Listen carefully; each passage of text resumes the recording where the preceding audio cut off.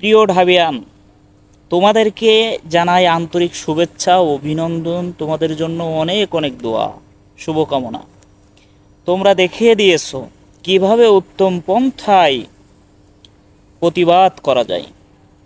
বিগত গত রমজান মাসে কলা অনুষদের যে ডিন আব্দুল বাসির 10 মার্চে যে কোরআন তেলাওয়াত হয়েছিল ঐতিহাসিক বটতলায়, তিনি আপনার আরবি বিভাগকে চিঠি দিয়েছেন যে এই যারা অনুমতি না নিয়ে এখানে কোরআনের আসর বসিয়েছে, কেন তাদের শাস্তি দেওয়া হবে না, এই মর্মে তিনি আরবি বিভাগের কাছে চিঠি দিয়েছিলেন।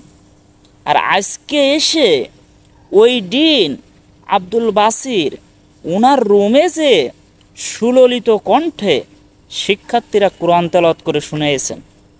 শুধু তাই না, শিক্ষার্থীরা তার জন্য দোয়া করেছেন।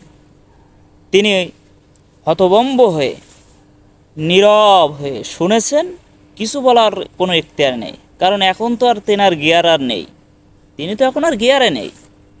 এখন তিনি একজন ম্যাও হয়ে গেছে।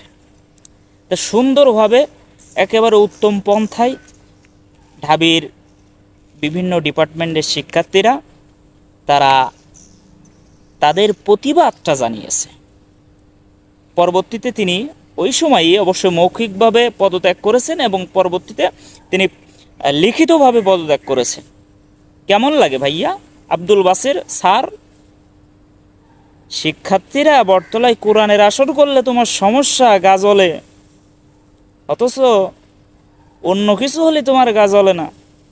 কেমনটা লাগছে এখন তোমার রুমে যে এই শিক্ষার্থীরা খুব সুন্দর করে কোরআন তেলাওয়াত করলো, নিষেধ করার তো এখন আর সুযোগ নেই, সেই সাহস তো আর নেই, থাকবে কি করে?